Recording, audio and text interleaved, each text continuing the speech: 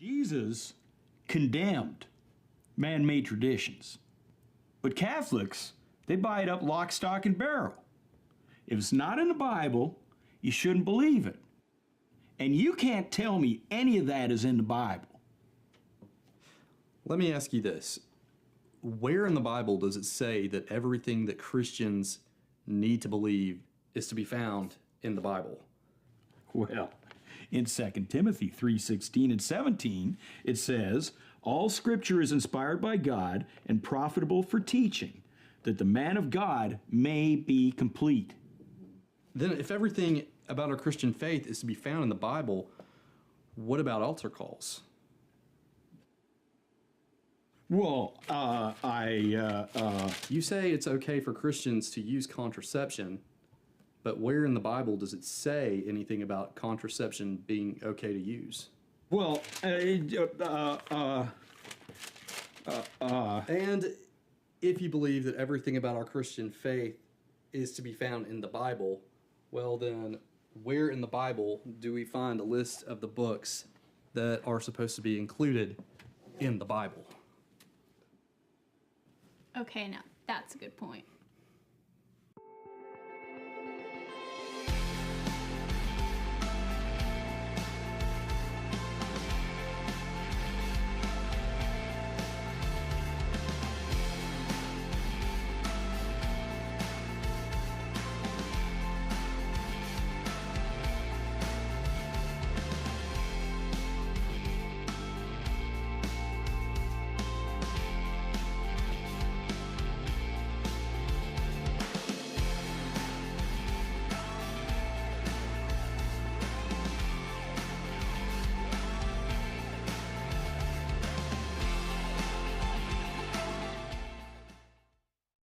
Consecration to St. Joseph is dedicated to restoring order to our church and our world. Father Donald Calloway calls on us to turn to our spiritual father's loving care with this clear and motivating book. It comes with a free DVD of Father Calloway on EWTN Live and a St. Joseph Holy Card. Order today at EWTNRC.com, item number 4316, or call 1-800-854-6316. Family Life from Womb to Tomb is our focus weekdays at 1:30 p.m. Eastern, beginning with At Home with Jim and Joy 3 days a week, every Monday, Wednesday, and Thursday. On Tuesday, it's EWTN Pro-Life Weekly. Then on Friday, Deacon Harold Berg-Sivers explores the meaning of family life from a Catholic perspective in Made in His Image, Family Life Today. At Home with Jim and Joy, EWTN Pro-Life Weekly, and Made in His Image, Family Life Today, a positive look at life and family. Weekdays at 1:30 p.m. Eastern on EWTN. EWTN. Live truth. Live Catholic.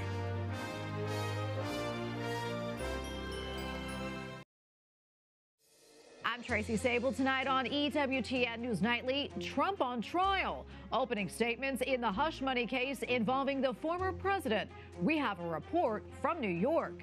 The Catholic vote. New numbers suggest President Biden has work to do to win over the faithful in November. Homeless in America. For the first time in decades, the Supreme Court is considering a case on people sleeping outside, how the ruling could affect religious groups. Plus, lost and found. Pope Francis reminds the faithful that Jesus, the Good Shepherd, will never stop trying to bring us to safety. These stories and more tonight. From EWTN, the Global Catholic Network, this is EWTN News Nightly. Thank you for being with us. We start tonight in a Manhattan courtroom where a new chapter of history is being written. The first criminal trial of a former president opened today. Donald Trump is accused of falsifying internal business records. It is all part of an alleged scheme to bury stories that he feared may hurt him in the 2016 election. In the next few weeks, Trump's private life, his personal legal troubles, and even his presidential campaign will be put under the microscope. Philip Crowther, international affiliate correspondent for the Associated Press, is in New York right now outside of the courthouse. Philip, good to be with you today. So today's proceedings are all wrapped up. What happened today? Yeah, well, what prosecutors made clear during their opening statements is that they don't believe this is only about business records. This is about a plan to corrupt, in their words, the 2016 presidential election. A planned, long-running conspiracy to influence the 2016 election. In the words of one of the prosecutors, it was election fraud, pure and simple, they say. Donald Trump, the former president, charged with falsifying business records, those to hide those payments to the former adult film star Stormy Daniels. That includes payments to Michael Cohen, the former lawyer and fixer to Donald Trump. He is expected to be one of the key witnesses in the courthouse you can see behind me. And during their opening statements, the lawyers for Donald Trump, the defense team, well, they did their utmost to discredit Michael Cohen. He's expected to be one of the key witnesses. Philip, what about the jurors? What do you know about them? Well, we don't know, or rather we're not really allowed to say all too much about this team of 12 jurors and 6 alternates. All 18 of them have to sit in every minute of this court case. They will be anonymous throughout this case to protect them, to protect their identities. It's 5 women and 7 men altogether. They are all from Manhattan. They have all said that they are going to be able to be fair and impartial. The simple fact that they are from Manhattan is a problem for the former president. He has said this again and again, that he believes he cannot get a fair trial in a place that votes in its very large majority for Democrats. That is part of the criticism that we've been hearing from Donald Trump. He, of course, also pretty much every day before entering the courtroom and upon exiting the courtroom talks about what he sees as a politically motivated trial against him. And Philip, before I let you go, what can we expect in the days ahead here?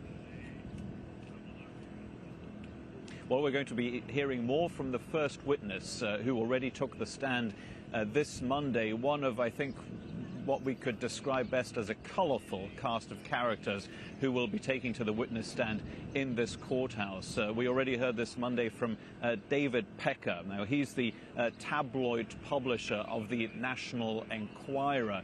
He is the man who decided to be the eyes and ears of the campaign.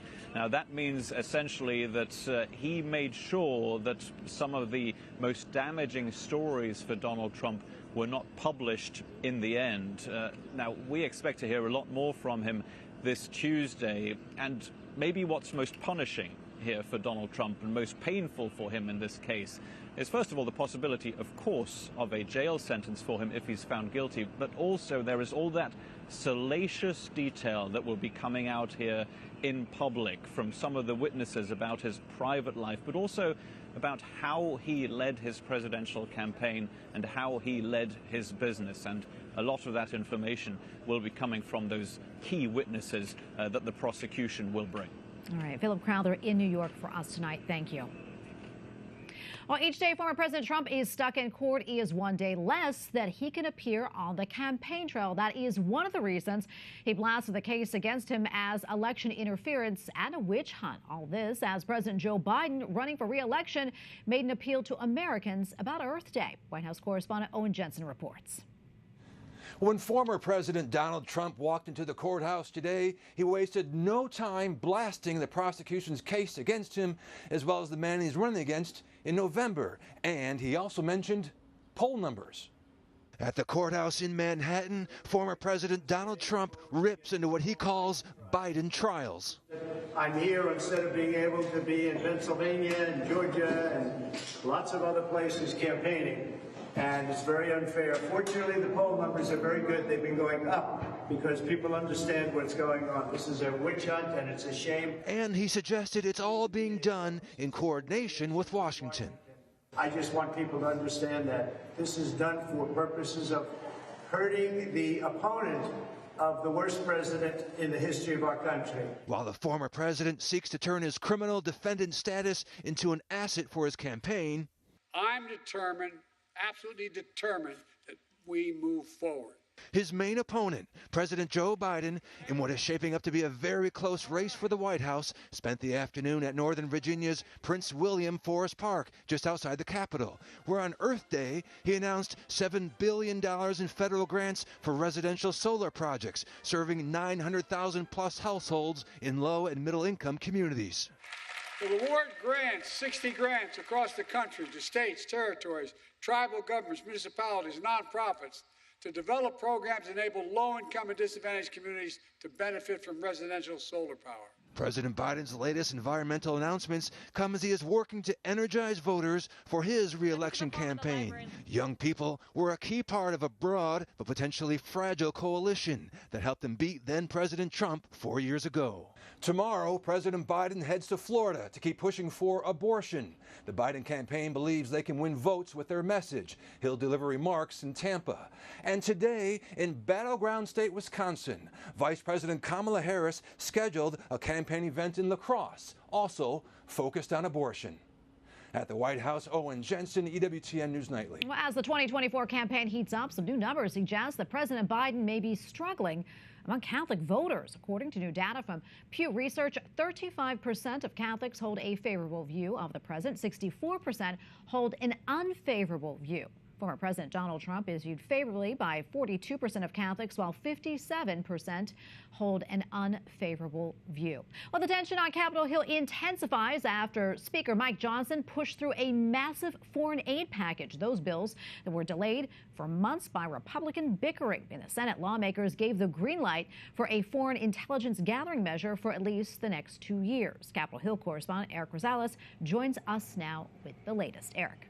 Well, good evening, Tracy. Let's start with the reauthorization of the Foreign Intelligence Surveillance Act, known as FISA, a controversial provision which allows for the warrantless spying and data collecting of foreigners abroad by U.S. law enforcement agencies. Many Republicans say that FISA is a critical tool to defending against terrorist attacks on U.S. soil.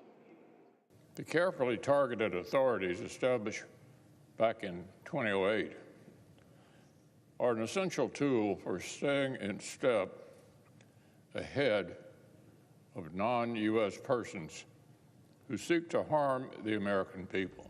But some lawmakers say it's been used to illegally spy on Americans. Americans should not be forced to spy for the government without a warrant. Ordinary businesses, big and small, should not be made extensions of government surveillance in a way that's going to put their relationship with their customers at risk. Meanwhile, the House passed a $95 billion foreign aid bill for Ukraine, Israel, and Taiwan, ending months of bitter divide, especially among Americans. This is a transformational moment for Speaker Mike Johnson, who put his job on the line to get it passed. It provides for greater accountability over Ukraine aid. It forces an end-game strategy for the Ukraine war. It includes a loan instrument of this foreign aid to Ukraine and the Repo Act, to ensure that Russian assets pay for part of the bill. Iran, Russia, North Korea, and China that are working together against democracy, against our interests in the region, supporting terror in the region. So this package is key to protecting America's national security. More Democrats than Republicans supported final passage. The legislation also forces the sale of TikTok from its Chinese parent company or face a ban in the U.S. But the measure fails on border security, angering many Republicans. Prioritizes the borders of foreign countries over the border of our country, and it departs from really the central promise Republicans made to our voters in this election, that we would prioritize the southern border. Several hardliners say Speaker Johnson's days are numbered. I do not support Mike Johnson. He's already a lame duck. If we had the vote today in our conference, he would not be Speaker today. He's already a lame duck. He can't raise money. Everyone knows it. We know we can't win the majority next year without raising money. It is important to note that the foreign aid package isn't over the finish line just yet. A number of senators object to Ukraine aid, while others are demanding military conditions for any aid to Israel. The Senate's expected to vote on it this week, and President Biden said that he will sign the bill immediately into law.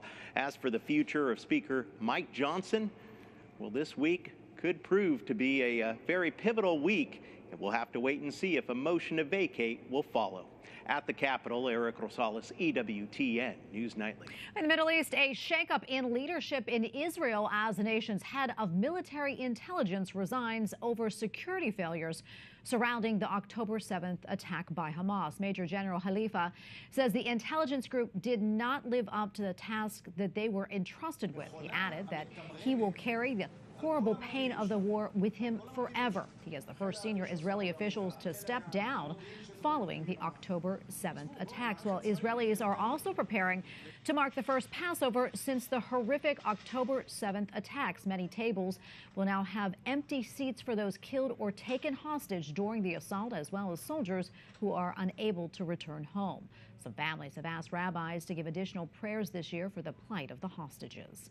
Tensions at Columbia University in New York are at a fever pitch as in-person classes are canceled in the wake of the protests over the Israel-Hamas war.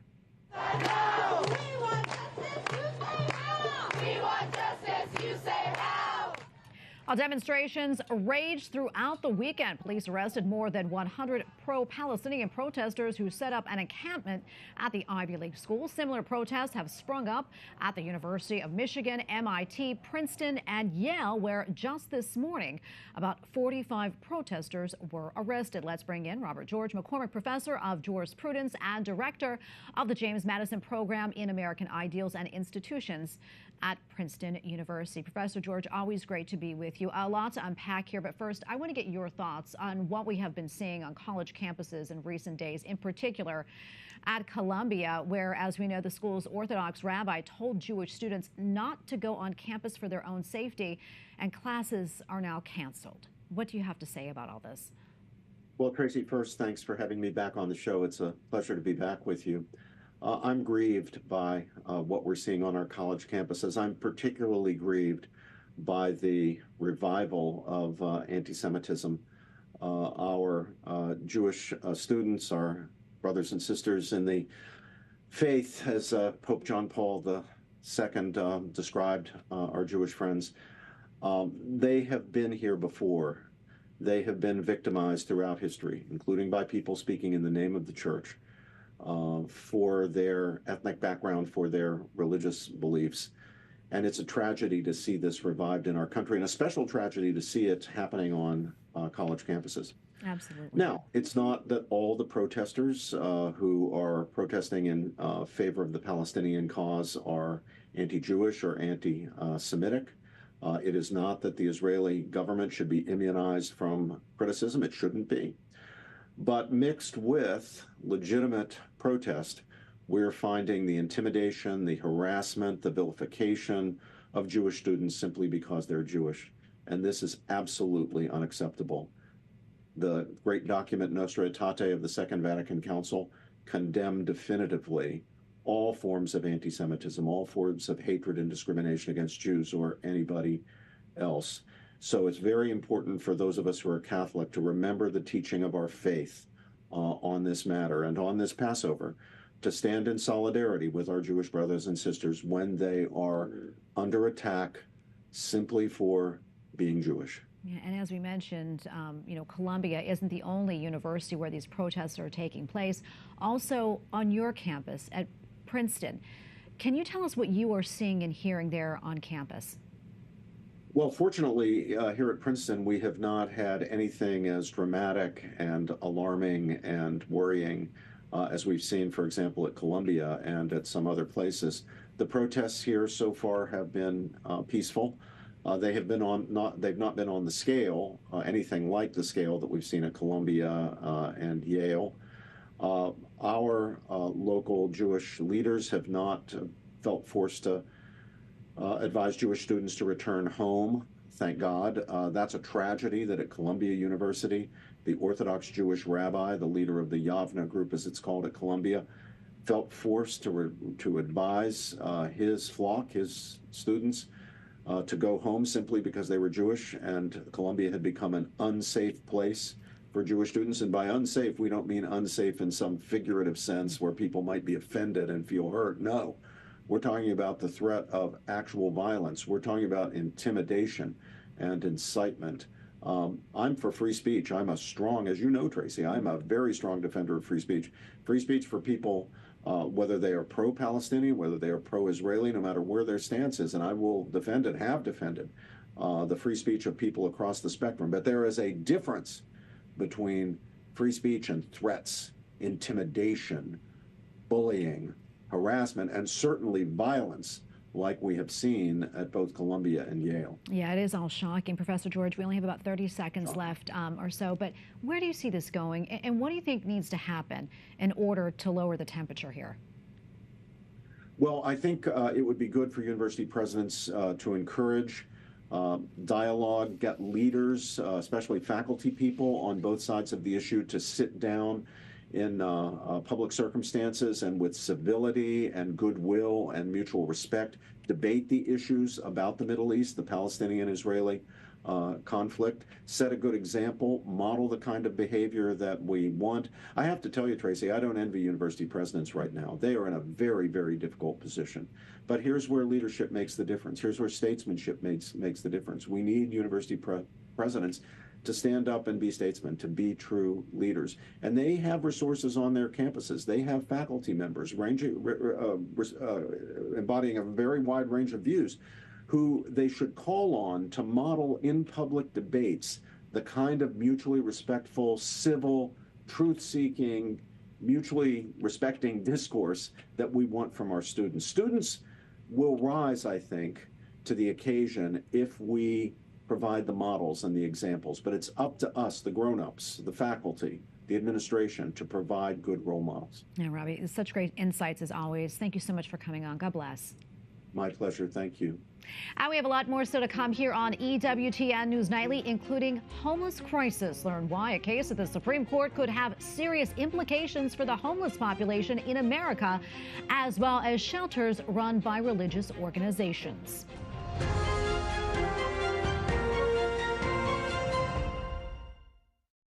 Hello, family.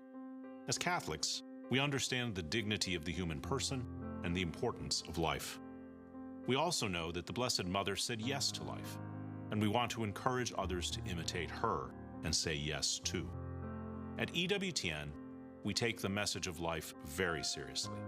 That's why countless people turn to EWTN for our tireless commitment to sharing pro-life news, educational resources, and live events. But in order for us to continue proclaiming this message, we need you at our side. Today, will you make a gift to EWTN? Your donation will promote the dignity of life to a society steeped in death and darkness. It will keep us on the air with programs such as EWTN Pro-Life Weekly, coverage of national marches, and in-depth reporting. And you'll help share the truth that every life is a gift from God, and no one has the right to take that gift away. So in a culture that promotes death, will you stand up for life? I hope you will. Thank you, and may God bless you. EWTN is 100% viewer supported. Your gift today helps keep EWTN on the air and shares the joy of the gospel with the world. Please make a gift by going to EWTN.com/MarionGiving. You may also call us at 1-800-447-EWTN or send your donation to EWTN, 5817 Old Leeds Road, Irondale, Alabama, 35210.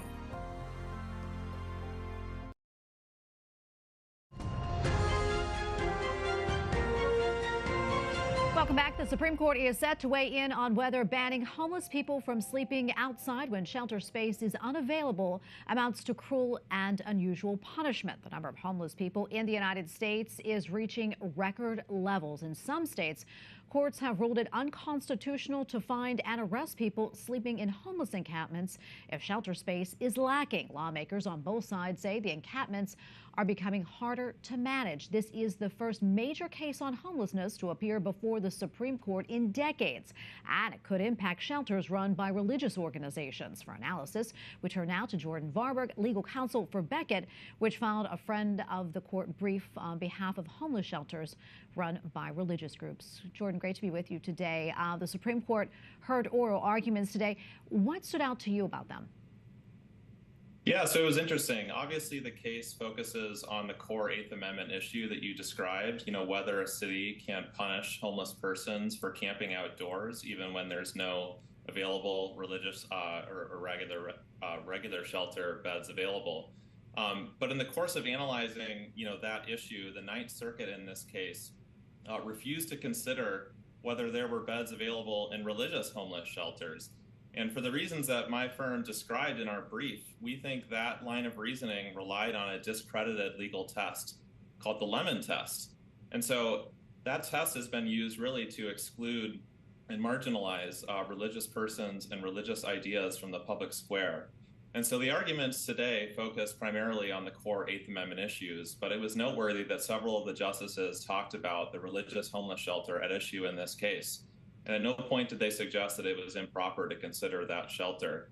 And so we're very hopeful that the court is going to reaffirm once again that the Lemon test I described is not good law, and that courts, when they consider the relationship between government and religion, need to look at history and tradition in this country. And Jordan, tell us more about, how this could impact religious organizations. I understand the Ninth Circuit, in its ruling, refused to include homeless shelters run by faith-based groups in its counting of beds available to the needy. Yeah, the good news is religious homeless shelters can continue to do their good work across the country. But we want to make sure the Supreme Court clarifies is that when we analyze, whether there are shelter beds available, that religious shelters are not discounted in the way that the Ninth Circuit did in this case. And when can we expect a ruling on this? And also, how far-reaching could this ruling be? Yeah, the decision, at least on the Establishment Clause issues that we've been discussing, could be quite broad. The good news is the Supreme Court has already once, as recently as 2022, said that it no longer follows the Lemon test. And so we really hope the court is going to reaffirm that. And that it's also going to remind lower courts, which are continuing to rely on the Lemon test, that they need instead to look at history and tradition. All right, really right there, Jordan. Great to be with you. Thank you so much for your insights. Thank you. Up next on EWTN News Nightly, honoring the elderly. Learn more about an event bringing grandchildren and grandparents together with Pope Francis. We have a report from the Vatican. Plus, Pope Francis tells the faithful the Good Shepherd never stops looking for us, even when we are lost.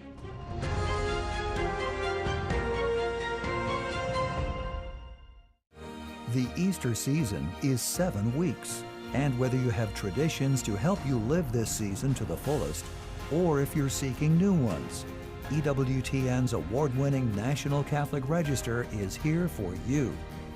Inform your mind and inspire your heart so you can better live out your faith each day. Save half off your subscription today. Get the National Catholic Register delivered to your home, office, or parish. Gain a deeper understanding of God's love and providence by reading the Register. To get 50% off your subscription, order online at ncregister.com/TV or call 800-421-3230 and mention code TV. The National Catholic Register. Read faithfully. Call or click today to save half off.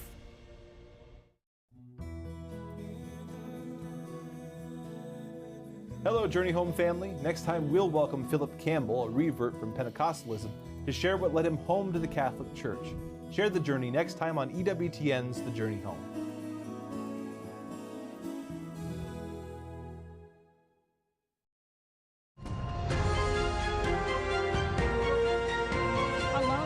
Among the elderly is becoming an increasing problem worldwide. The Pontifical Academy for Life has launched an initiative to foster and strengthen bonds between grandparents and grandchildren. EWTN Vatican Bureau Chief Andreas Tannhauser has more. In a young life, there are ups and downs. To help you through your time of need, Pope Francis reminds us that the elderly, with their age and wisdom, have a lot to offer. The Pontifical Academy of Life is hosting an event on April 27th, this Saturday, to emphasize that very point.